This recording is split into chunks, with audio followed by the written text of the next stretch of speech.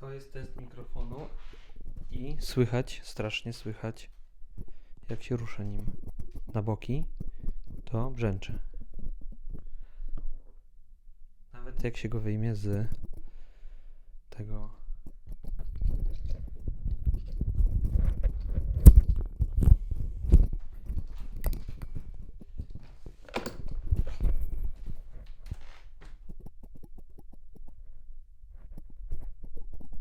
W środku jakby coś latało.